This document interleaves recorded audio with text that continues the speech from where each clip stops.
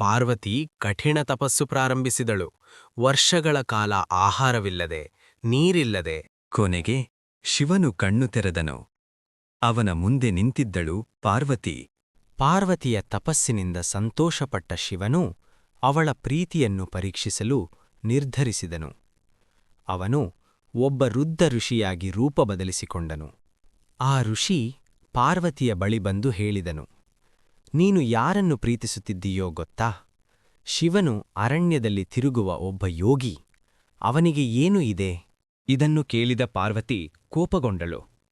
ಆದರೂ ಅವಳ ಕೋಪದಲ್ಲೂ ಪ್ರೀತಿ ತುಂಬಿತ್ತು. ಶಿವನ ಬಗ್ಗೆ ಹೀಗೆ ಮಾತಾಡಬೇಡಿ, ಅವನೇ ನನ್ನ ದೇವರು ಎಂದು ಅವಳು ದೃಢವಾಗಿ ಉತ್ತರಿಸಿದಳು. ಅದಾಗಲೇ ಆ ವೃದ್ಧ ಋಷಿ ನಿಧಾನವಾಗಿ ಬದಲಾಗತೊಡಗಿದನು. ಪ್ರಕಾಶಮಾನವಾದ ಬೆಳಕು, ದಿವ್ಯ ಶಕ್ತಿ. ಅವನು ತನ್ನ ನಿಜವಾದ ರೂಪವನ್ನು ತೋರಿಸಿದನು. ಅವನೇ ಮಹಾದೇವ ಶಿವ. ಶಿವನು ಮೃದುವಾಗಿ ನಗುತ್ತಾ ಹೇಳಿದನು, ನಿನ್ನ ಪ್ರೀತಿ ಸತ್ಯವಾಗಿದೆ ಪಾರ್ವತಿ, ನಾನು ನಿನ್ನನ್ನು ಒಪ್ಪಿಕೊಳ್ಳುತ್ತೇನೆ. ಅದನ್ನು ಕೇಳಿ ಪಾರ್ವತಿಯ ಕಣ್ಣುಗಳಲ್ಲಿ ಸಂತೋಷದ ಕಣ್ಣೀರು ತುಂಬಿತು. ಹಿಮಾಲಯದಲ್ಲಿ ದೊಡ್ಡ ಮದುವೆ ಸಿದ್ಧತೆ ಆರಂಭವಾಯಿತು. ದೇವತೆಗಳು, ಋಷಿಗಳು, ಗಂಧರ್ವರು ಎಲ್ಲರೂ ಸೇರಿದರು. ಇದು ಸಾಮಾನ್ಯ ಮದುವೆಯಲ್ಲ, ದಿವ್ಯ ಮದುವೆ. ಈ ಕಥೆ ನಿಮ್ಗೆ ಇಷ್ಟವಾದ್ರೆ ಲೈಕ್ ಮಾಡಿ, ಶೇರ್ ಮಾಡಿ. ಪಾರ್ಟ್ 3 ಬೇಕಾ?